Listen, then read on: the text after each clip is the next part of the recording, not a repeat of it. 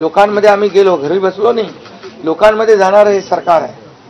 मी असेन, दोन्ही उपमुख्यमंत्री असतील, आम्ही जे काय केलं काम, ते काम केलं, मनापासून केलं.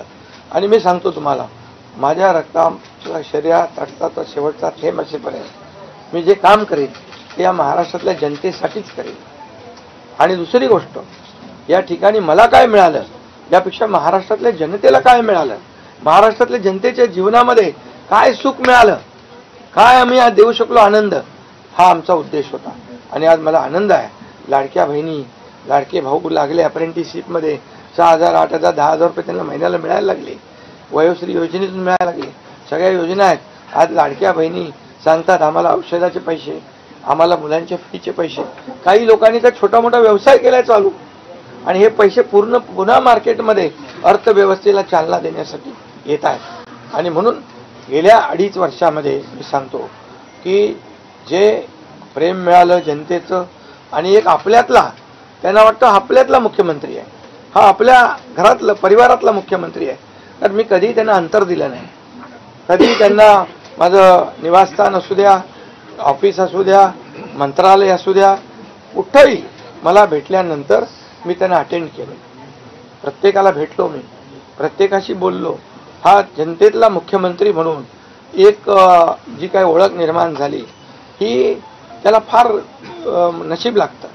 आणि म्हणून आज लोकप्रियतेमध्ये पण तुम्हीच सगळ्यांनी अंदाज काढले, सगळे लोकप्रिय मुख्यमंत्री का काय, ते सगळं ते काय, मी काय लोकप्रियता मिळवण्यासाठी काही काम केलेलं नाही, का माझं मोजमाप व्हावं म्हणून मी काय काम केलेलं नाही.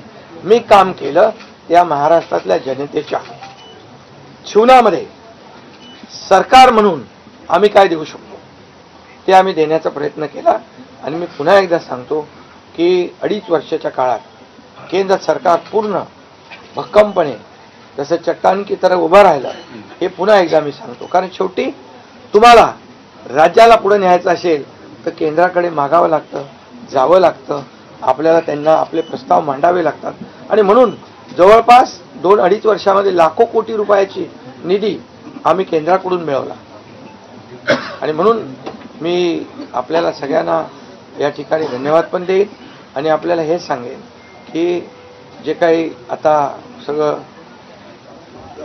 या राज्यामध्ये असं वाटतंय की काय एवढी सगळी मेजॉरिटी आली, एवढं सगळं आलं, आणि मग हे कुठे थांबलंय, कुठं घोडा अडलंय, कुठे घोडा अडलं बिडलं नाही. मी तुम्हाला सांगतो, मी अगदी मन मोकळेपणाचा माणूस आहे, मोकळ्या मनाचा माणूस आहे. मी कुठेही कुठलंही धरून ठेवणं, ताणून धरणं असल्यातला माणूस नाही आहे. मी सांगितलं, माझ्या सगळ्या पदांपेक्षा सक्का लाडका भाऊ हे पद आहे. नवीन ओळख जी आहे ती एक नशिबाने मिळते, मोठी आहे. आणि म्हणून मी स्वतः काल आदरणीय प्रधानमंत्री मोदी साहेबांना मी फोन केला होता.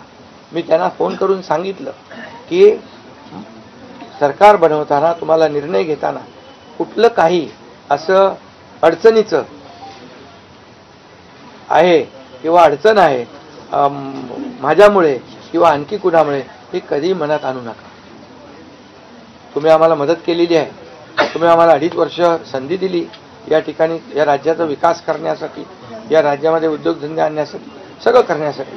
त्यामुळे तुम्ही निर्णय घ्या.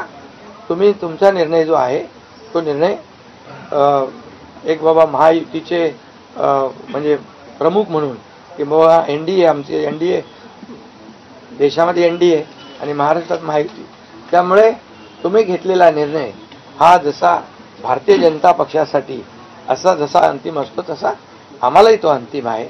त्यामुळे तुम्ही निर्णय घेताना कुठलंही काही असं वाटू नका की माझी अडचण आहे का, एकनाथ शिंदे काय अडचण आहे का, बिलकुल नाही. त्यामुळे मी काल मोदी साहेबांनाही फोन केला, अमित शाह साहेबांनाही फोन केला. माझ्या भावना त्यांना मी सांगितल्या की सरकार बनवताना माझा कुठलाही अडसर मनामध्ये ठेवू नका. तुम्ही जो निर्णय घ्यायचा तो तुम्ही निर्णय घ्या, आणि तो निर्णय मला मान्य असेल. आणि त्यामुळे मी आज आपल्याला सांगू इच्छितो की कुठे गेला ते, आज आपल्याला मी सांगू इच्छितो, एवढं काम आपण केलेलं आहे, एवढं आपण काम केलंय. त्यामुळे काम तर तुमच्या समोर आहे, आणि काम करत राहणारा कार्यकर्ता आहे. त्यामुळे काम आपल्याला करायचं आहे. पुन्हा महायुती म्हणून या